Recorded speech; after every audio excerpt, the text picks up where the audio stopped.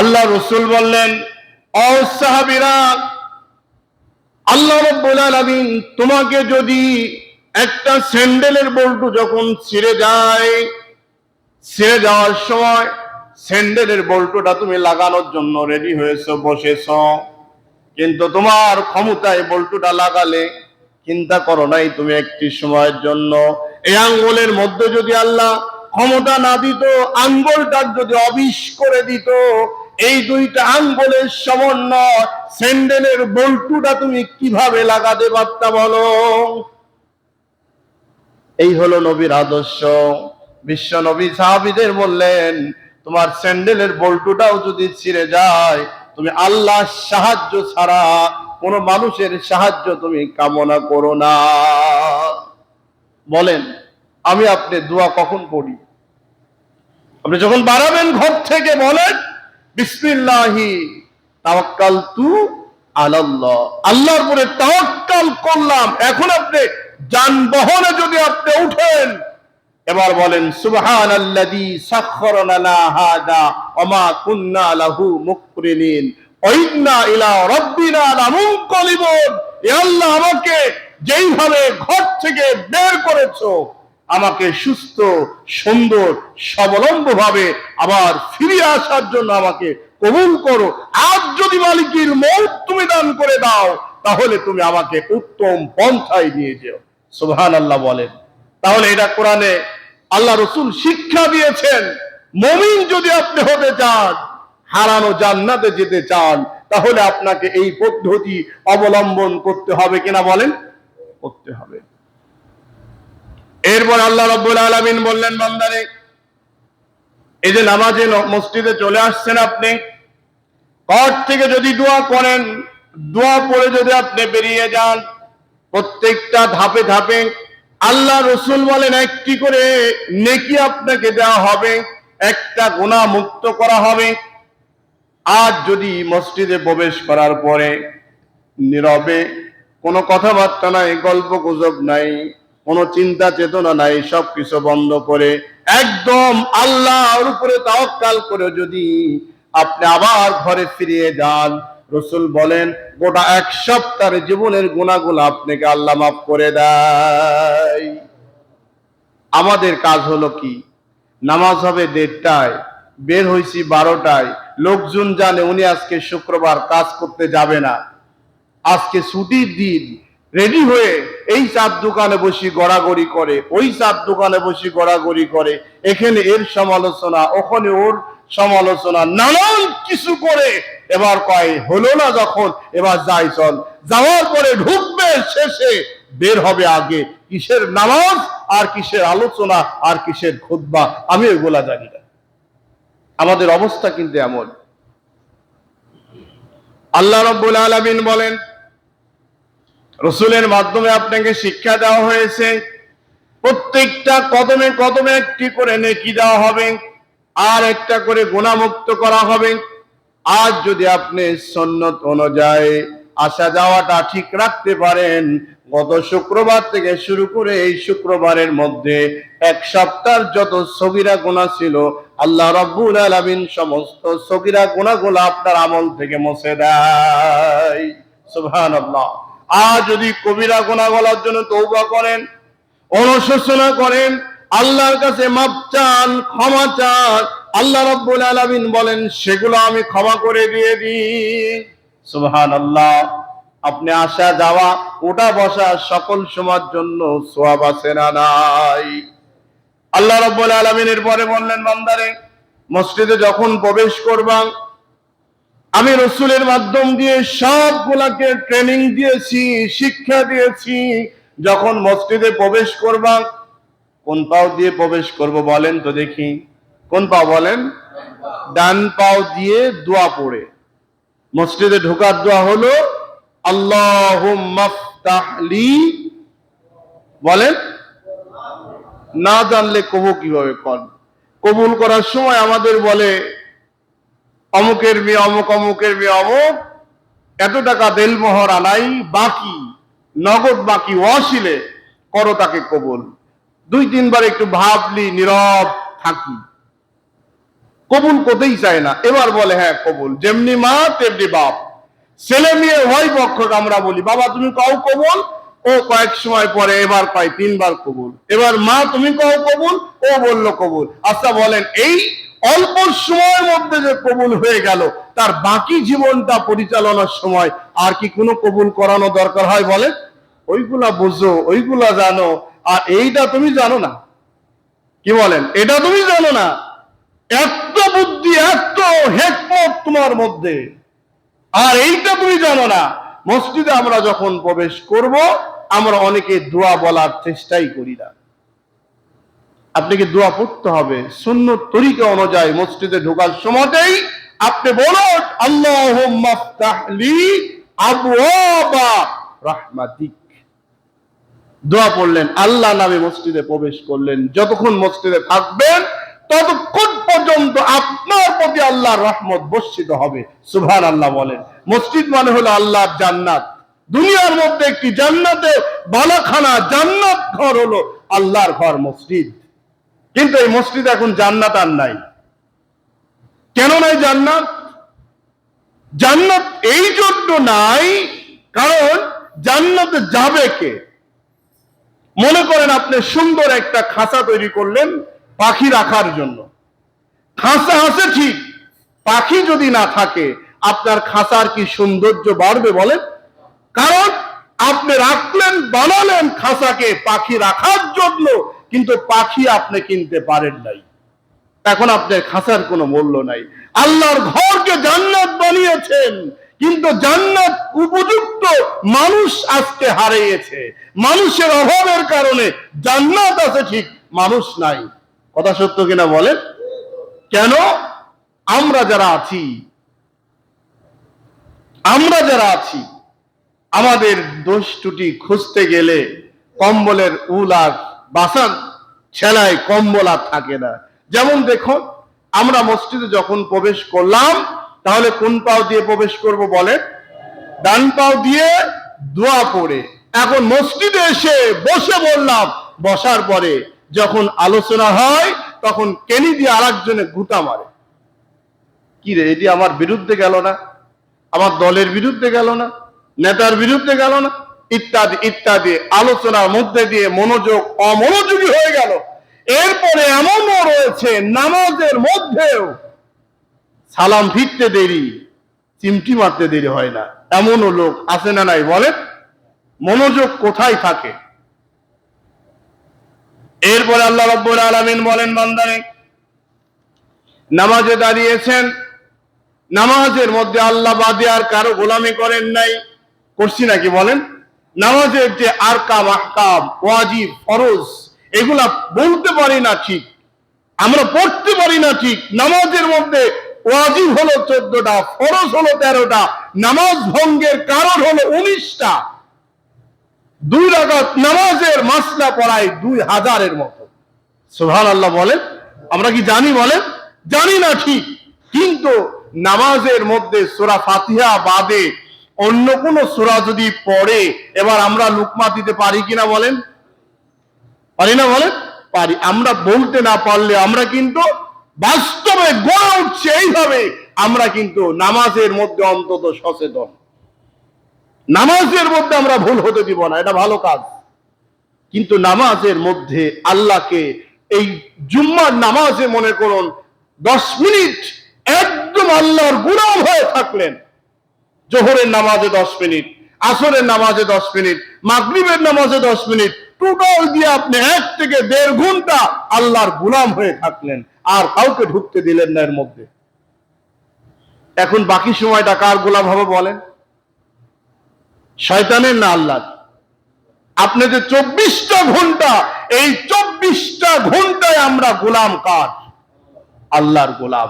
আল্লাহর গোলাম একটি মুহূর্তের জন্য আমরা শয়তানের গোলাম হতে রাজি না, বুঝি আর না বুঝি। এবার দেখুন আল্লাহ কেন বললেন যে তোমরা হারানো জান্নাতে ফিরে আসার জন্য কোরআনকে মজবুত করে ধরো, রশিকে আটকে ধরো। কেন বলেছেন? আল্লাহ রাব্বুল আলামিন বললেন, বান্দারে নামাজ যখন শেষ হয়ে গেল, মিন ইয়াউমিল জুমআতি ফাসআউ ইলা যিকরিল্লাহি ওয়া যারুল বাই'। বান্দা নামাজ শেষ হওয়ার সাথে সাথে মসজিদে আর বসে থাকার কোনো প্রয়োজন নাই। আমরা মনে করি মসজিদে বসে থাকার নাম হলো বুজুর্গ, মসজিদে বসে থাকলেই মনে হয় আল্লাহর ওলি হয়ে গেলাম, মসজিদে বসে থাকলেই মনে হয় আল্লাহকে পেয়ে গেলাম। কিন্তু আল্লাহ বললেন, ও গোলাম, আজ তোমাকে মসজিদে বসে থাকতে হবে না। এখন কি করো? এখন তুমি বাহিরে চলে যাও। বাহিরে যাওয়ার পরে আমরা যখন বাহিরে মসজিদ থেকে বের হব, কোন পাও দিয়ে বলেন? বাম পাও দিয়ে। কোন পাও? এবার দোয়া আছে না নাই বলেন? আল্লাহুম্মা ইন্নী আসআলুকা মিন ফাদলিক। এটা নাকি? আপনি দোয়া পড়লেন, দোয়া পড়ে বের হলেন, বের হয়ে এবার আপনাকে আল্লাহ রাব্বুল আলামিন বললেন, তুমি কি করো? জুমআতি ফাসআউ ইলা যিকরিল্লাহ। এর অর্থ হলো আল্লাহর স্মরণ অর্থে এবার তুমি জমিনে ছড়িয়ে যাও, ব্যবসা প্রতিষ্ঠানে যাও, চাকরিতে যাও, কর্মতে যাও, তোমার যে পেশায় নিয়োজিত উত্তম রিজিকের জন্য সেখানে তুমি চলে যাও। এখানে বসে থাকার কোনো প্রয়োজন নাই। আপনি যদি দোকানদার হন, আপনি যদি দোকানদার হয়ে থাকেন, আপনি বসে আছেন এই জায়গায়, আপনার অপেক্ষায় কাস্টমার এসে দরজার সামনে দাঁড়িয়ে আছে, আপনার জন্য তার অন্য কাজ করতে পারছে না। আপনি নামাজ শেষ, এবার চলে যান, যাওয়ার পরে আপনার কাস্টমারকে আপনি স্বচ্ছভাবে বিদায় দেন। আপনারা যে চাকরি করেন, আপনি স্বচ্ছভাবে যথেষ্ট সময় দিয়ে আপনি সেই ডিউটিতে হাজির হন। আপনি যদি ব্যবসা করেন, ওই ব্যবসার নীতিটা অবলম্বন করেন আল্লাহর সন্তুষ্টর জন্য। এক কথায় নামাজের মধ্যে আমরা ভয় পাই একমাত্র আল্লাহ। অন্য সময় আমরা কিন্তু আল্লাহকে ভয় পাই না। এই জন্য আল্লাহ বললেন, জুমআতি ফাসআউ ইলা যিকরিল্লাহ। আল্লাহ স্মরণ, জিকির শব্দের অর্থ হলো কি বলেন? আল্লাহ স্মরণ। আল্লাহ স্মরণ অর্থে জিকিরের সবচেয়ে বড় অর্থ হলো আল্লাহর ভয় কলিজার মধ্যে। আমরা মনে করছি কি জানেন? আমরা মনে হয় শুধু আল্লাহু আকবার, সুবহানাল্লাহ, আলহামদুলিল্লাহ, আল্লাহু আকবার, সুবহানাল্লাহ, আলহামদুলিল্লাহ, আল্লাহু আকবার, এই হলো জিকির, আর কিচ্ছু নাই। এই জিকির করতে করতে আপনি বৃদ্ধ হয়ে গেলেন, এখন পর্যন্ত আপনার রীতিনীতি পরিবর্তন করতে পারেন নাই। এর নাম জিকির নয়। জিকির হলো আল্লাহর ভয়। যখন আপনি মনে করেন এই কোরআনটা ধরবেন অথবা এই জিনিসটা ধরবেন, এই জিনিসটা ধরার সময় সর্বপ্রথম আপনার এই কলিজার মধ্যে চিন্তা হবে, এরা আসলে মন্দ না ভালো, এরা কি বৈধ না অবৈধ, এটাকে আমি কোন পথে পরিচালনা করব, ডান পথে না বাম পথে, ভালো না খারাপের দিকে, উত্তম না শয়তানের দিকে, ইত্যাদি। এক কথা হলো আপনাকে ভালোটা ভালোই বলতে হবে। কিন্তু আজকে দেখুন তো ভাই, আমাদের মধ্যে যেটা হচ্ছে সেটা হলো বেশিরভাগ সময় নামাজের পরে গিয়ে আমরা আর থাকি না, আমরা আলাদা হয়ে যাচ্ছি। আল্লাহর ভয়টাকে মসজিদে রেখে দিয়েছি, এখন তোমার এই জায়গায় যা করা সেটা করো, আমার জায়গায় আমি চলে গেলাম। আমরা পরিবর্তন হচ্ছি না। এই জন্য সকল সমাজ জন্য অন্ধকারেও যদি আপনি একটা অন্যায় করে থাকেন, অন্ধকার কেউ নাই, এখানে কেউ নাই, ঠিক আছেন যিনি, তিনি হলো বলেন আল্লাহ। এই ভয়টা রাখার নাম হলো আপনাকে আল্লাহ বলছে নামাজ শেষেই তুমি এই কাজ শুরু করে দাও। আমার ভাইয়েরা, আল্লাহ রাব্বুল আলামিনের পরে বললেন, আমার হারানো জান্নাতে আবার যদি ফিরে আসতে চাও বান্দারে, তোমার এইটা গেল হলো দৈনিক জীবনের ব্যবস্থা। তোমার নিত্যদিনের আমলগুলা তুমি করলে এইভাবে ওই অবস্থাতে। এবার তুই বান্দা বলো, তোমার প্রত্যেকটা কাজের মধ্যে দিয়ে কাকে খুশি করতে চাও? নেতার সামনে দাঁড়িয়ে তুমি নেতার অনেক প্রশংসা করেছ, নেতার সামনে দাঁড়িয়ে অনেক কথা বলেছ, অনেক রকম চেষ্টা করেছো, অনেক কিছু দিয়েছো, অনেক কিছু করে ফেলেছো, কিন্তু নেতা তোমাকে একটা সরিষার দানা পরিমাণ জিনিস দেওয়ার ক্ষমতা রাখে না কি বলেন? একটি রাখে না। আমি আগেই যে কথা বললাম, বান্দাকে আল্লাহ রাব্বুল আলামিন যে নিয়ামত দিয়েছেন, যে ব্রেন দিয়েছেন বান্দা, এই ব্রেনটা বর্তমান বাজার অনুপাতে 30,000 কোটি টাকা দিয়েও কিনতে পারবে না। সুবহানাল্লাহ। এখন দেখুন, আল্লাহ বললেন বান্দা যত বেশি সেজদা করে ব্রেনটাকে তত সতেজ বানিয়ে দিই। আমাদের দেশে অনেকে আছে সেজদা কারে কয় চিনেই না, ঈদের নামাজ পর্যন্ত পড়ে না এমন মুসলমানের বড় বড় সন্তান, নিজের ঈমানটা মজবুত আছে, সমাজে মানুষের সামনে কথা বলার সময় প্রকাশ করে ভয় পায় না, এমন আছে না নাই বলেন? এমন মুসলমানদের আমি কি করব? এমন মুসলমানদের কি হবে আমার? যেই মুসলমান আল্লাহ পছন্দ করে না, যেই মুসলমান পরকাল বিশ্বাস করে না, যেই মুসলমান কোরআন ভিত্তিক জীবনটাকে সাজানোর চেষ্টা করে না, যেই মুসলমান সকল সমাজ জন্য শুধুমাত্র একমাত্র ইবলিসের অনুসরণ ছাড়া, অনুকরণ ছাড়া কিচ্ছু করে না, এমন মুসলমান এই দুনিয়াতে বড়ত্ব করার অধিকারও রাখে না। ঠিক না বলেন? রাখে না। কিন্তু আমাদের দেশে কি করবেন বলেন? কোথায় যাবেন? আপনি ক্ষেত রক্ষার জন্য বেড়া দিলেন, এই বেড়া এখন যদি ক্ষেত খাওয়া শুরু করে, আপনি যতই পাহারা দেন, আপনি তো পাহারা দিচ্ছেন, বেড়াকে পাহারা দিচ্ছেন না, আপনি পাহারা দিচ্ছেন চোরকে ধরার জন্য, কিন্তু বেড়া তো আপনার ক্ষেত খাওয়া শুরু করছে। এই ক্ষেত ঘর পর্যন্ত উঠে আসবে, এর কোনো চিন্তা করা যায় না। আজকে ইসলামকে সবচাইতে বড় ক্ষতি করছে যারা, তারা হলো এই ছদ্মবেশে মুসলমান সেজে লেবাস পরে ইসলামের ভেষ ধরে সবচাইতে বড় ইসলামকে সর্বনাশ করে ফেলেছে। কিচ্ছু করার নেই। এখন আপনি মনে করুন, আপনি যখন কথা বলবেন, কথা বলার সময় আপনার কথার অবাধ্য করে আরেকজন বলবে হুজুর শুনেন, আপনার মতো কত হুজুর দেখলাম, শিরক বেদাত হারাম, এক শ্রেণীর আলেমরা পর্যন্ত এটা বন্ধ করে নাই। আছে না নাই বলেন? আছে। জুব্বাওয়ালা, টুপিওয়ালা, পাগড়িওয়ালা শিরক বেদাত হারামের মধ্যে মশগুল থেকে মানুষকে খুশি করে নিজেকে বড় কুতুব সেজে মানুষদের সামনে অনেক কিছু করা যায়, কিন্তু আল্লাহকে কিন্তু পাওয়া যায় না। যখন তাদের বিরুদ্ধে কথা বলা যায়, তখন যে বলে ওই লোকটা খুব খারাপ হয়ে যায়, আর ভালো লাগে না। এজন্য ভাইরা, নামাজের মধ্যে যেমন আল্লাহ রাব্বুল আলামিনকে বাদে কাউকে স্থান দেওয়া যায় না, সুযোগ দেওয়া যায় না, কাউকে বসানোর সুযোগ হয় না, ঠিক তেমন আপনার বাকি জীবনে নামাজের পরে অবস্থান 24 ঘন্টার মধ্যে আপনি কোন সময়ের জন্য ইবলিসকে অনুসরণ অনুকরণ করা এবং তাদের পিছনে যাওয়া এমন কাজ মুসলমান করতে পারে না। আজকে দেখুন, আমরা মনে করি সবাই যখন এরকম করে, সবাই তো এরকমই করে, আমি একা এত ভালো হয়ে লাভ কি? তোমার মতো সলিমুল্লাহ কত দেখলাম, কি করবে তুমি এত ভালো হয়ে? বলো না। আপনি একা যদি ভালো হয়ে যান, কাল কিয়ামতের ময়দানে বাঁচার জন্য আপনাকে আপনারই জবাব দিতে হবে। আপনার কবরে, আপনার ফুলসেরাতে, আপনার কাঠগড়াতে, আপনার জায়গাতে আপনি বাদে অন্য কেউ গিয়ে আপনাকে সুপারিশ করবে, এর আশা কি করা যায় বলেন? আশা করা যায় না। বিশ্ব নবী জনাবে মুহাম্মদুর রাসূলুল্লাহ সাল্লাল্লাহু আলাইহি সাল্লাম সুপারিশ করবে। কার জন্য করবে জানেন?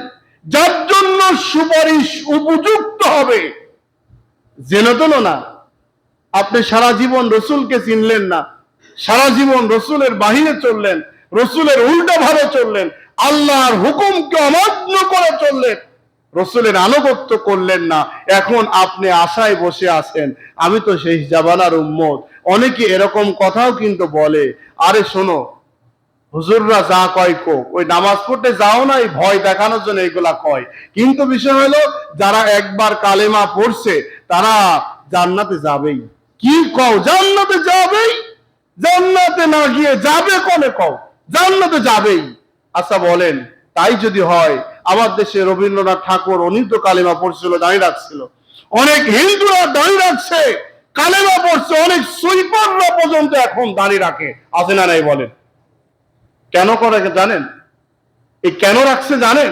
রাখার কারণ হলো আপনারা প্রতিবাদ বলেছেন, আপনারা ইসলামকে অবমাননা করা শুরু করেছেন।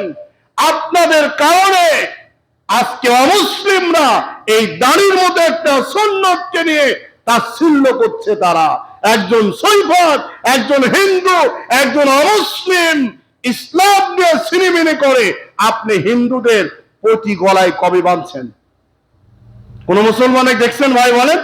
বাঁধছেন কবে বলেন? আপনার দাড়ি দ্বারা কেন রাখছে? ওর সাথে বন্ধুস্থায় আপনি করছেন, ওনাক আপনি চা খাওয়ান, ওনাক সাথে করে ঘুরেন, ওনাক নিয়ে আড্ডা দেন, সব কিছু করার পরে উনি বলল যে ভাই দাড়ি রাখলে খুব ভালো লাগে। ইদানিং দেখেন আবার দাড়ি কাটার যে স্টাইল গুলা, ফ্যান্সি কাটিং, কি কি কাটিং যেন এখন বের হলো, এই কাটিং গুলা নিয়ে এখন নামাজের কাছে যাওয়া লাগে না, ইসলাম মানা লাগে না, দাড়ির মধ্যে এখন স্টাইল রাখার জন্য এখন দাড়ি রাখছে যুবকরা। এই যুবকদের কারণে অমুসলিমরা পর্যন্ত অনুসরণ করছে, বন্ধুর পিছনে নেই। আপনি বলেন, তাচ্ছিল্য করছে আপনার লেবাস দিয়ে, তাচ্ছিল্য করছে আমাদের পোশাক দিয়ে, তাচ্ছিল্য করছে আমাদের ইসলাম দিয়ে। একটি বারের জন্য আমরা কিন্তু চিন্তা করছি না। এজন্য আসুন সম্মানিত ভাই সব, সম্মানিত মুসল্লি বৃন্দ, আমরা এই যে বৃষ্টির মধ্যে যে কষ্ট করে আপনারা নামাজে আসছেন, সত্যিকারই আল্লাহ ভয় করার জন্যই কিন্তু আসছেন। দেখুন এই বৃষ্টির মধ্যে এত কষ্ট করে নামাজ পড়ছেন, ঠিক, তাহলে ওই আল্লাহকে ভুলে যাওয়ার কোন সুযোগ কি আছে বলেন? কোন সুযোগ নাই। ইনশাআল্লাহ আল্লাহকে যেন আমরা ভুলে না যাই, আল্লাহর ভয় ভীতি নিয়ে যেন আমরা যে কথাগুলো আলোচনা করেছি আমি সহ আমরা সকলেই যেন আমল করার চেষ্টা করি। আল্লাহ যেন তৌফিক দান করে আমাদের ঈমানটাকে মজবুত রাখার জন্য, বাকি জীবনটা সুন্দরভাবে পরিচালনা করার জন্য যেন আল্লাহ কবুল করে, বলেন আমিন। আখির দাওয়ানা আলহামদুলিল্লাহি রাব্বিল আলামিন। যারা সুন্নাত পড়েন নাই 4 রাকাত সুন্নাত পড়েন।